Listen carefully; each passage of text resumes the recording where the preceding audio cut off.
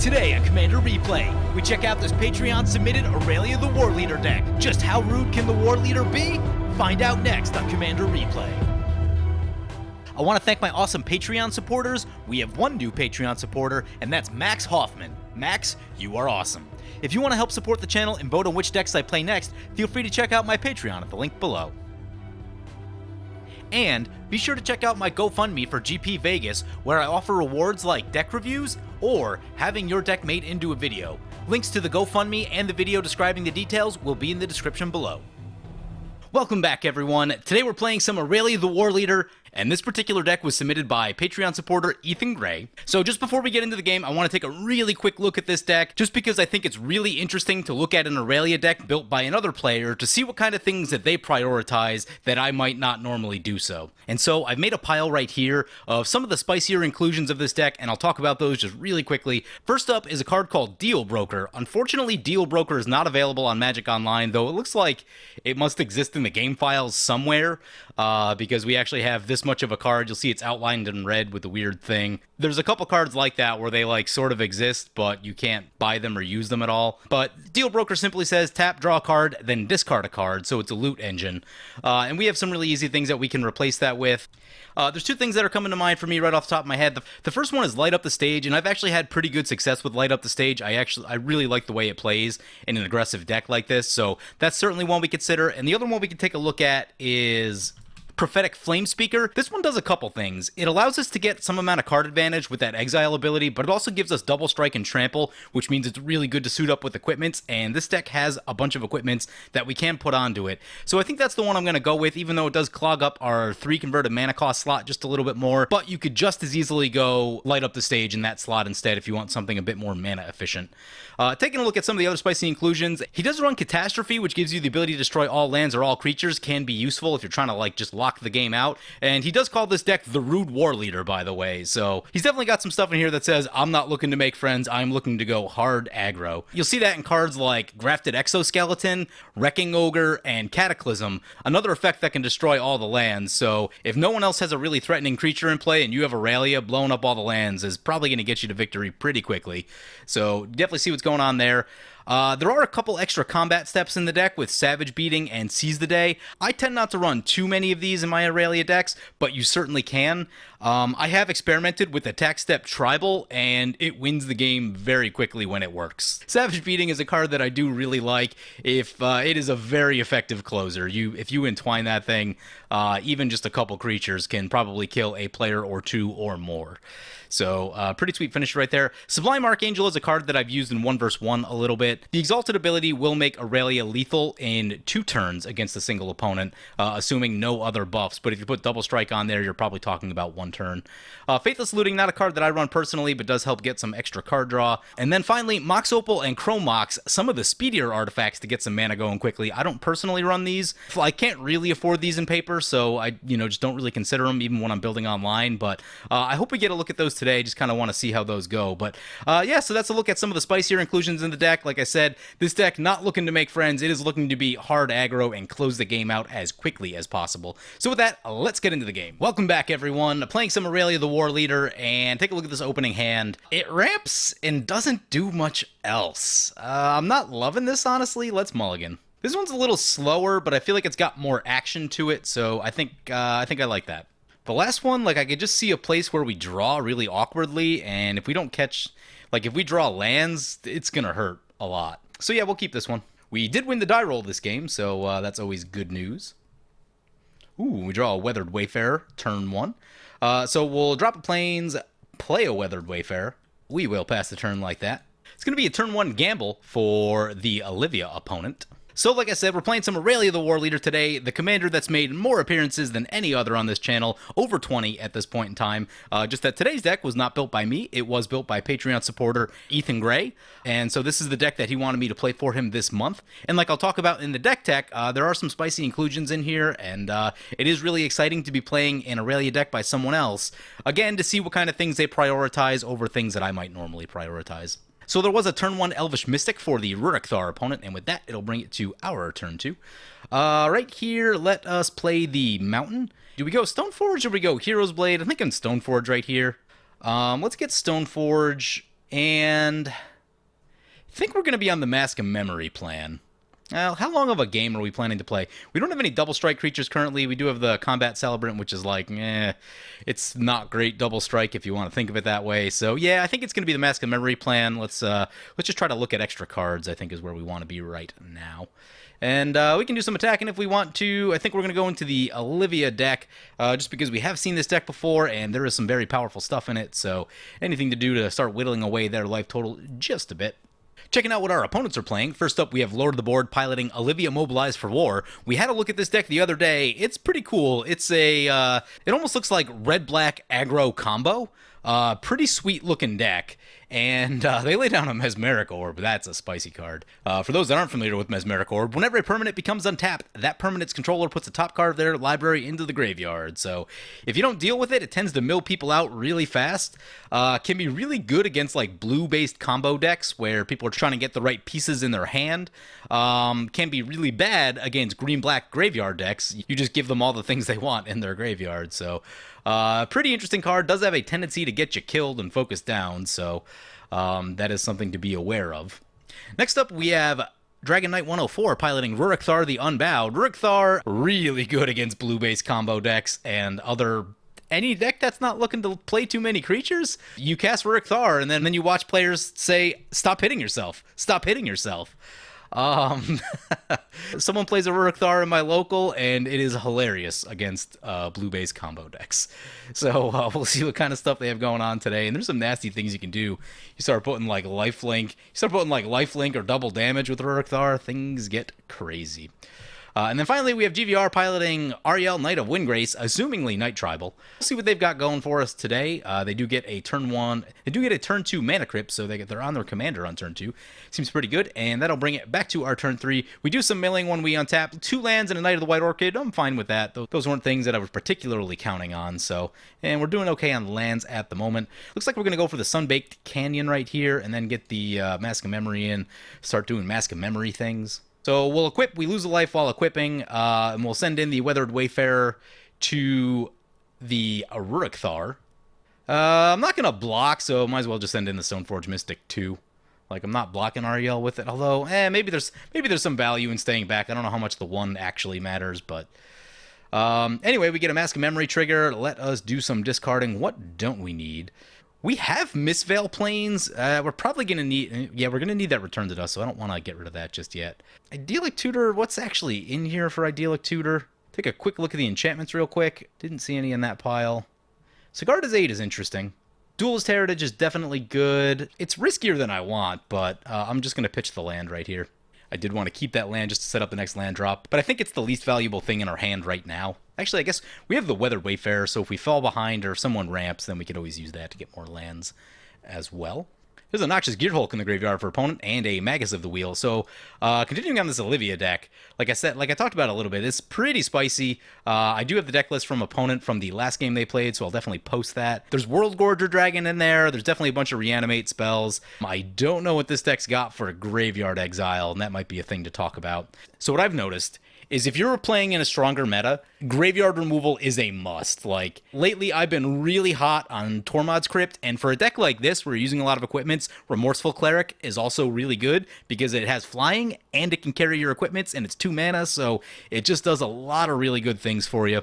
So that is a card that I like very much against decks like this that are trying to just load their graveyard up. So... And like I said, if you're playing against stronger decks, people use their graveyards a lot when you're playing strong decks. So it's just something you want to be prepared for, and that's something that I might add a little bit. So I might add some graveyard removal to this deck, just to give it some game against graveyard decks. So opponent lays down a Gyre Sage. Opponent does take the extra draw with Sylvan Library, by the way. They're down to 34. Here comes an Arvat the Cursed. Yep, Aryel's a 6/6. Gonna send that over to the Olivia opponent. Nice, very nice. All right, now we're losing some stuff. So we mill 2 lands, we mill Catastrophe, Grim Monolith, Hammer of Nazan is one that I want, and Sword of the Animus is probably also one that I wanted. Meh, I would have preferred to keep some of those. The thing that makes me feel okay, though, we do have Mistveil Plains. So this Olivia deck has wheels in it. We're looking at one right there. I don't know when they're planning to wheel. If we get our Misspell Plains wheel, that's really bad, but I also want to get the Smothering Tithe into play. But I guess if they wheel with Smothering Tithe, then we're probably going to be doing the Happy Dance. So I think I'm going to go for the Smothering Tithe based on that right here. Also, everyone's just about tapped out, so I'm not expecting removal right away on it. Plus, the Mesmeric Orb is down, and Mesmeric Orb tends to eat a lot of artifact enchantment removal, so that might give us some protection as well. So let's get the Smothering Tithe into play. Let's do some attacking. This time I'm going to leave the Stoneforge Mystic back, leaving that one blocker up against the 6/6 Aryel and the 3/3 Arvad. Seems like a pretty good idea. We'll poke in with the Weathered Wayfarer. Draw 2 cards with the Weathered Wayfarer. We draw a Mox Opal and a Sunhome. Ooh. What are we getting rid of? Sunhome is so good in the late game, and I really don't want to discard that. Honestly, I can live without the Combat Celebrant. I've stopped using Combat Celebrant. It's good when it works, but it can be a bit fragile. Like, the fact that it's a 4/1 and the way you have to set up the timing with the Exert ability and Aurelia is a little bit not intuitive, so that's not always the best. Yeah, so, Combat Celebrant is cool, but we have other things that do the same job better in this deck. We'll cast the Mox Opal right here, since it is a freeze. And then we pass the turn like that. Opponent does some milling. Lose a Mana Crypt, Fateful Showdown, and Flayer of the Hatebound. That is spicy. And they give us a treasure token. Cool. We now have Metalcraft. There's a Cabal Coffers. No Urborgs yet. Opponent does have 2 swamps, though, so not too far away. Gonna play the Olivia. Yep. Yeah, this game is escalating pretty quickly. Ooh, a Smothering Tithe with a Sylvan Library in play. I like the way that sounds. So, Smothering Tithe trigger. Opponent gives us the token. More Smothering Tithe triggers. Fantastic. Opponent's going to Beast Within our Smothering Tithe, so we do get 4 tokens from it first, and I can live with that because we'll be able to do some stuff with those 4 tokens. Would have been nice if it continued, but that does mean also that Mesmeric Orb is staying in play and that we get a 3/3 Beast out of the deal, which if I'm planning to cast Aurelia this turn means that we're going to be able to hit pretty hard. It does also mean that it's another turn without Ruric Thar coming into play, so that's good also. All right, here comes a Siphon Mine for opponent. We're going to have to discard. I don't love that. What are we getting rid of? Makes me sad, but I think we're going to get rid of the Sunhome. Other opponents discard and Obliterate. Cool. I'm glad that one's gone. And if I Phyrexian Obliterator, yeah, all the obliteration right there. Opponent's going to send Aryel over to the Olivia. They go to 26 and 12 commander damage. Ouch. That is a bit. We're going to do some more milling. Oh, we lose an Aggravated Assault. That makes me sad. What else did we lose? We lost the Wrecking Ogre. Burnished Heart. The Aggravated Assault would have been a nice pickup with Idyllic Tutor as well. Just doing a little count on our mana. Right here, it's definitely going to be Aurelia time. And by Aurelia time, I mean we're going to cast Hero's Blade first. And we'll sacrifice some treasure tokens. And get Aurelia into play. We'll get the free equip on Hero's Blade. I do want to get the Misspell Plains down this turn before a wheel happens. And we also want to get the Mask of Memory on Aurelia. So we'll use our last treasure token to do that. Let's do some attacking. I'm going to send Aurelia into the Ruric Thar opponent first. Send the Beast token into Olivia. And the other 2 will stay back since they don't have... Actually, Stoneforge can do some attacking. Send that into the Ruric Thar as well. Now, one thing I thought about doing, if we had the mana, if Smothering Tithe stuck around just a bit longer, we may have been able to go Idyllic Tutor, Duelist Heritage, Aurelia, Hero's Blade, which means that if someone didn't have a blocker, we could just kill them on that turn, and it is turn 5, so that is a very rude and quick exit from the game, should that happen, but we won't be doing that today, but still putting opponents under a lot of pressure. Sun Titan in our hand. I really hope it doesn't get discarded. We have a Cataclysm. We're ahead by a lot, so I don't think Cataclysm's the thing we want right here. So we'll discard that. We will do some more attacking. I'm going to send Aurelia into Olivia this time. Beast to Ruric Thar, and stay back with Stoneforge Mystic just to keep blockers up. I actually wouldn't mind if Olivia just blocks. They take the hit, go to 17. Ouch. Yeah, we'll discard the land right here. We've got some pretty good stuff in hand. Sun Titan, I hear, is pretty good at getting lands back. Now, if we have Lightning Greaves in our yard, we do have a Slayer Stronghold. Not quite Lightning Greaves, but very similar. Could act very similar if we've got the mana. Yeah, that will be our best source of haste currently for the Sun Titan. There's a Balthor the Defiled. Nice. So you can exile Balthor. Each player returns all black and red creature cards from their graveyard to the battlefield. Do we have any red cards? That would give us a Wrecking Ogre and a Combat Celebrant. Not much else. It would give the Olivia opponent quite a bit. Obliterator, Flayer, Noxious Gearhulk, Magus. They don't have the black mana. Ooh. Yeah, that's all scary. Here's the question. If we get Sun Titan, what do we get back? We have a lot of choices. I always like land. Slayer Stronghold is a pretty good one. Burnished Heart is cool. Aggravated Assault is really cool. It's going to be a tough choice. Or do we go for Gisela? I don't know. I don't know. That's a pretty big toss-up right there. Gisela says start taking people out of the game. Sun Titan says do value-y things. Olivia opponent has 6 damage from Aurelia. One thing we could do... I don't think we have the mana. If we had the mana, we could tutor for Feast and Famine, get Aggravated Assault back with Sun Titan. So opponent plays a Chaos Warp on the Balthor. Balthor now out of play. And we did strike up a little bargain with them not to attack them if they remove Balthor. So that seems like a good bargain for them. And then Ruric Thar does lay down a Beast Whisper after that. They pass the turn. Aryel opponent lays down a Silverblade Paladin. Soul bonds it with the Aryel. And now Aryel and Arvad swinging our way. That does seem fair. Does this have Death Touch? Death Touch, Lifelink, other creatures you control have +2/+2. Oh, the Death Touch is on the Arvad because of the... Yeah, that seems pretty nasty. That's just a 6/6. We could trade them. I don't really want to do that. Weathered Wayfarer doesn't seem like it's doing a whole lot for us this game. So I think I am going to trade that in just to save a little bit of damage right here. That's going to be 3 with Double Strike. I'll save the Commander damage right there. I don't know what kind of life gains in the deck, but Commander damage you can't get rid of, so all things being equal. I guess opponent would gain a little bit less life because the Double Strike would kill the Weathered Wayfarer and they wouldn't get the second hit, but yeah, I don't know, 3 life.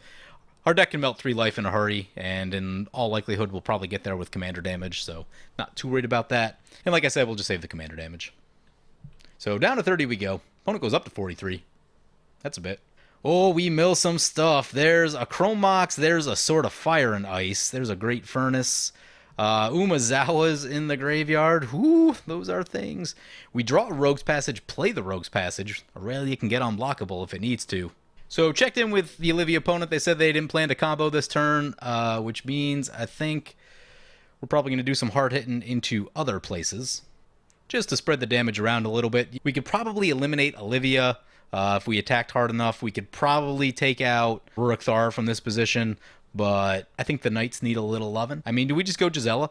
If we go Gisela, that would force the board wipe, and that would leave room for Sun Titan to start getting stuff back. I don't really want to play Sun Titan before a board wipe, and we're already a bit overcommitted at this point. So, yeah, I think we'll hold the Sun Titan, go for Gisela. Now, Gisela's also really good post-board wipe, I get, but...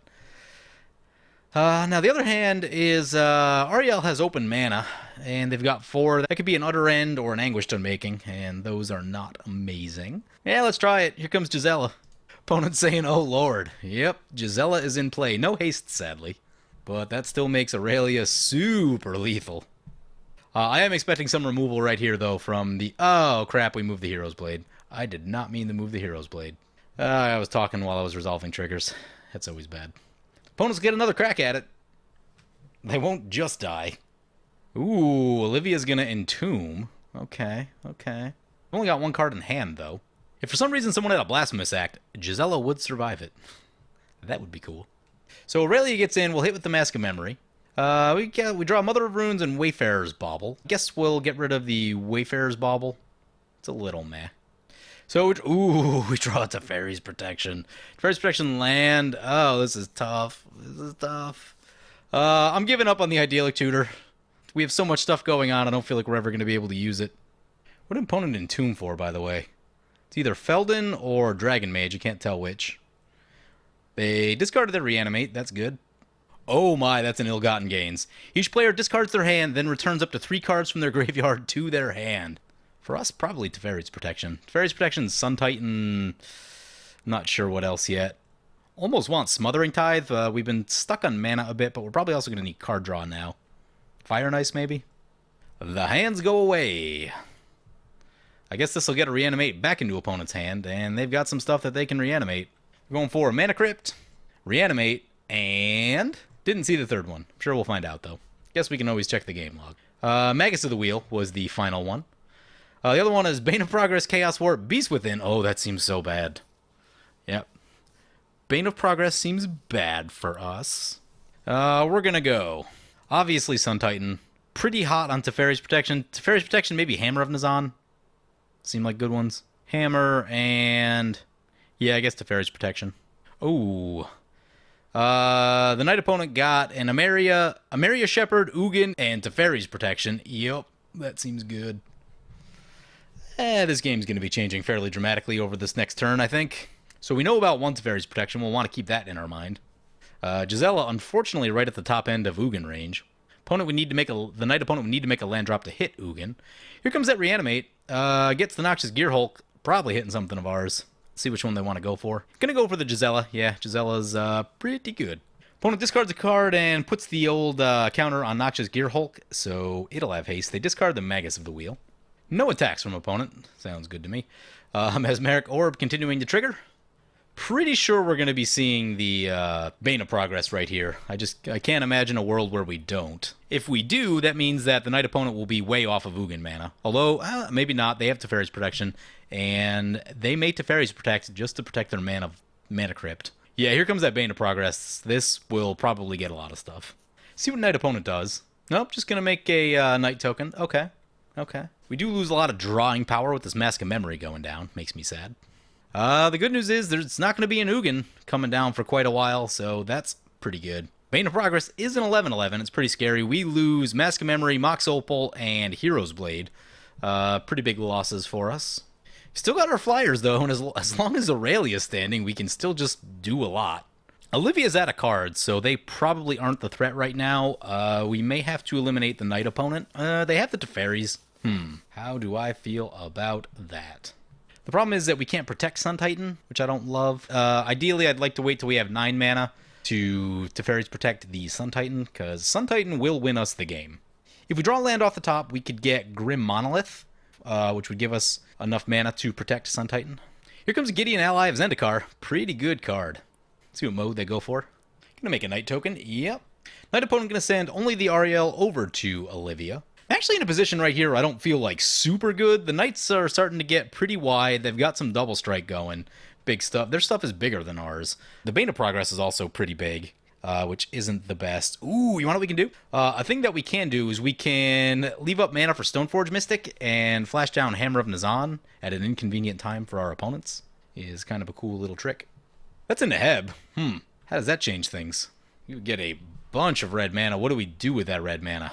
I don't know. We didn't catch that land like we wanted to, so we're probably off of Sun Titan. I guess that just means Hammer of Nazan. Yeah, I guess use Stoneforge Mystic to get Hammer of Nazan and leave up Teferi's Protection. Seems like the plan. We could kill the Knight opponent. Maybe we should do that. I think we have to do that. They have some pretty big and scary stuff, I feel. Yep, okay. Yep, that's what we're doing. Activate Stoneforge Mystic. Put Hammer onto the battlefield. Hammer will get a free equip onto Aurelia. Oh, opponent's going to try to use the Destroy mode on Aryel. I guess maybe we could have waited on that. Did not think about that. I guess we Teferi's Protect. The problem is that when they untap, they can do it again. That seems not amazing. Hopefully someone will board wipe by then. So yeah, opponent blanked our attack right there. Olivia just in a terrible position. I think they've already discarded Rise of the Dark Realms. Oh, opponent targeted their Knight with Aryel. I thought they targeted Aurelia. Weird. Here comes an Urabrask. That's not amazing. Urabrask is really good. Very undervalued. Let's see who's getting blasted with the Bane of Progress right here. That'll trigger the Evolve on the Gyre Sage. Opponent goes up to 13 cards in hand after the Rishkar's expertise. Yep. No attacks. Oh, that's not great. That means everyone's probably looking our way, and we are not in a good position for that. This deck does not appear to have any traditional board wipes in it. It has Catastrophe and Cataclysm. Other than that, I don't see a lot in the way of removal. All of our removal appears to be equipment based, and we're not in like a super good position to be able to do anything with that. Opponent leaves all their stuff on tap, which means they can just shoot Aurelia once they get priority. It's not amazing. However, we can flash down the Lightning Greaves in response. That's kind of cool. Now we've got a plan. Okay, yeah, we'll have exactly enough to do this. We won't be able to kill the knight opponent, though, so when the boots get flashed down, I think the boots will prevent Hammer of Nazan from equipping. So I guess I really don't want to, like, use that mana to do that. Here we go, I guess. Send in Aurelia. Discussing with opponent. They're asking me what the plan is. I don't know. Usually I have a clearer plan of what to be doing, but we're not in a position to, like, really take people on right here. So I guess we're gonna send a little pokes. Nah, maybe we just keep going on Olivia, because I really don't want to, like, tempt this Bane of Progress. That seems like an issue. Oh, one thing to think about, too, is Urabrask is in play, which means we won't be able to haste Sun Titan, and that is a bit disappointing. Oh, hey, here's something to think about.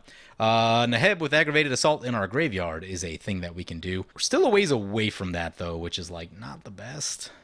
Opponent's gonna block Aurelia with Olivia. Okay. Fine with that. Yeah, like I said, I would not be sad to see a Blasphemous Act. So I guess in the second main phase right here, we're going to try this Hammer of Nazan. See if the knight opponent tries to activate in response. They do not. Okay. So we'll just sit on Sun Titan with the boots. Olivia opponent's wide open. If they have a board wipe, they would definitely use it now. Not that they wouldn't have used it before, but... The big news, though, is that Aurelia is now indestructible from the Aryel ability. Yeah, Balthor is backed. Does opponent have the mana to activate? They do. Okay, okay. This could get wild.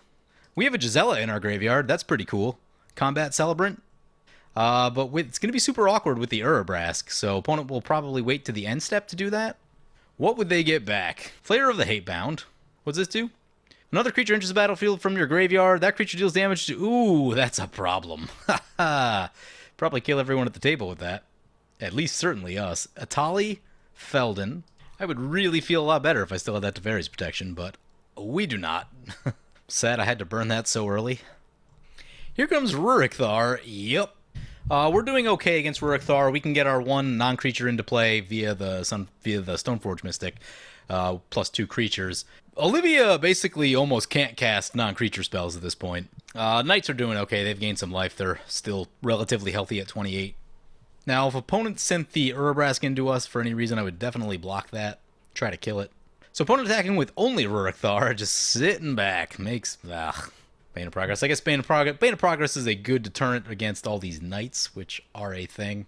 Ruric Thar is forced to attack and to send that over to the Olivia. I'm wondering if the knight opponent will try to take them out. They do go to 6. They can no longer cast non-creature spells. I would love it if they didn't put the decision in our hand to... have to do that. The knight opponent looks like they're playing mostly white creatures. Yeah, I'm seeing only white creatures in their graveyard, so they would not get any help off of the Balthor. Opponent makes a knight token at the end step. Let's see what they've got on their main phase. Oh, I just thought about the fact that, like, opponent can do this at instant speed, which means they could do it in response to our attack, which could be bad. Let's find out how much power they actually have. Flayer is 4. It's 5. That's 9. 14. 16. 22. 28, 33, 36, 41, and... Ooh, that's a problem. Opponent sent an Aryel over to the Olivia opponent, which means they're probably going to have to activate this ability right here. I think they're about to get shot in the face. Did they use their Teferi's protection yet? They did not use their Teferi's protection yet. Here comes the Balthor ability. Yep, let me hear you get wild. Oh, this is going to be crazy.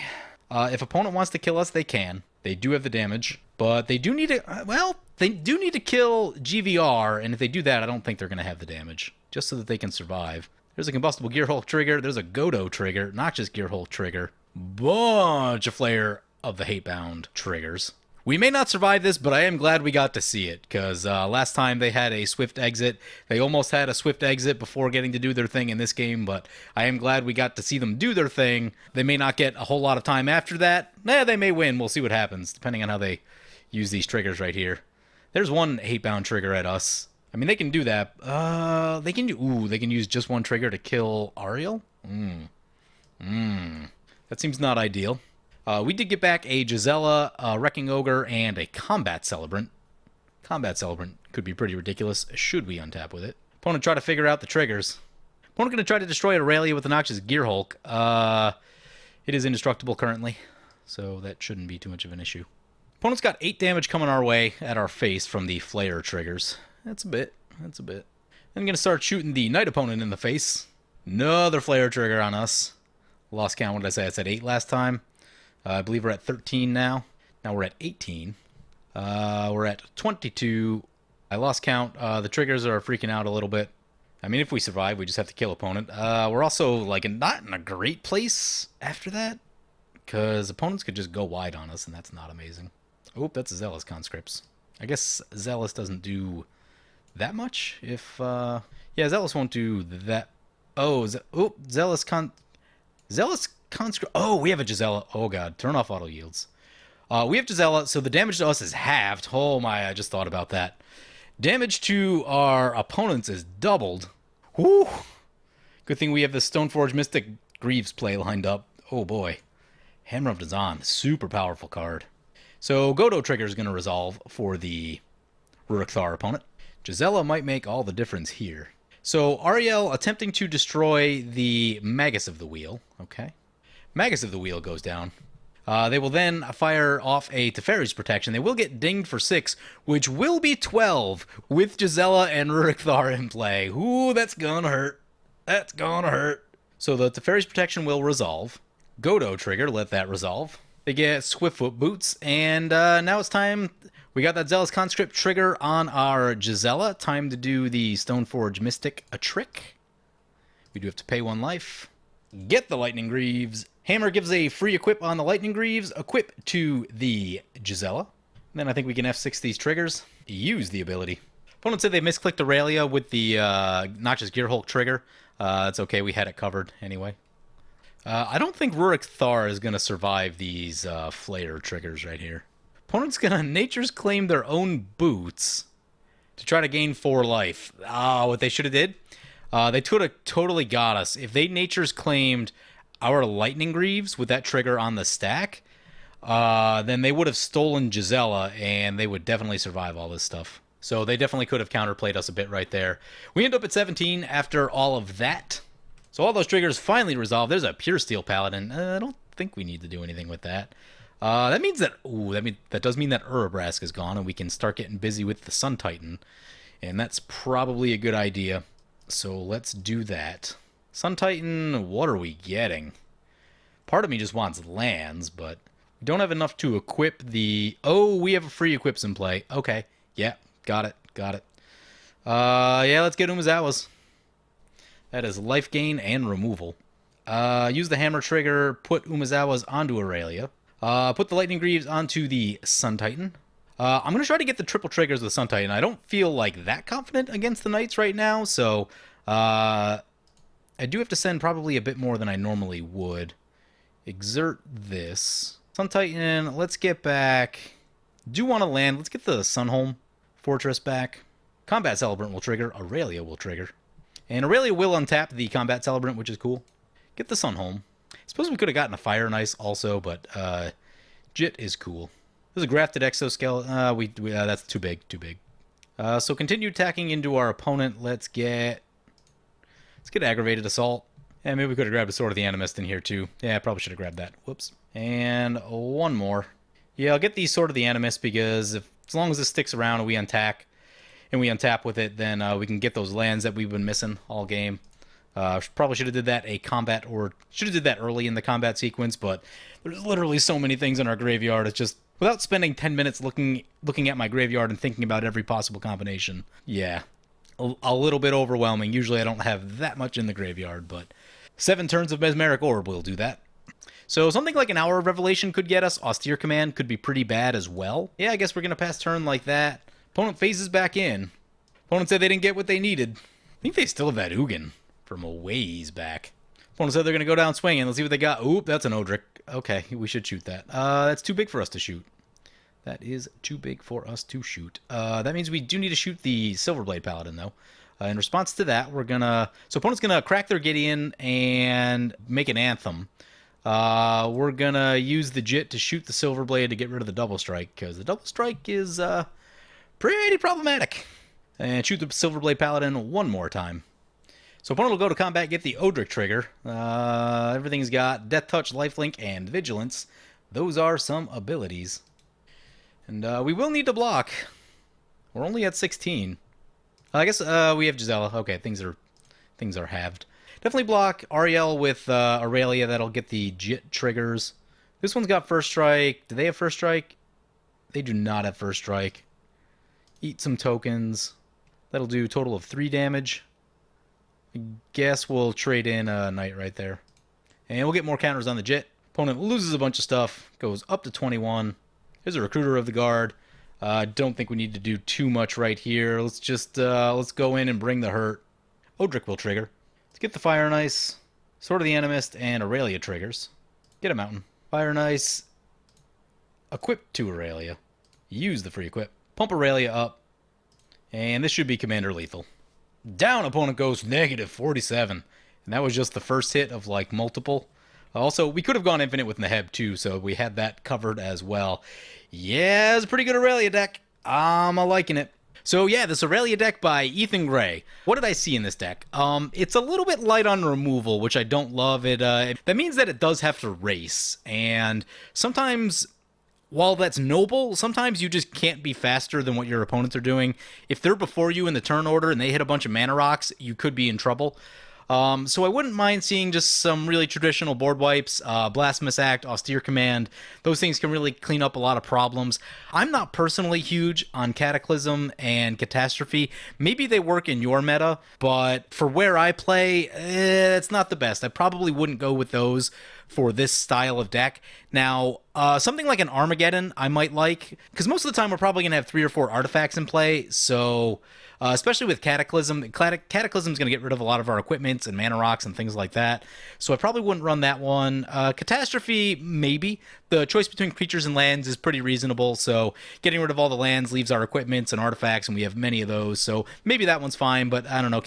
I have run Cataclysm in the past, and sometimes it does what you want it to, but a lot of times it doesn't. So I would probably just add like an Austere Command is one that I really like a lot. I noticed that like there's no Wear Tear. Looks like it just returned to dust in the artifact and enchantment removal department.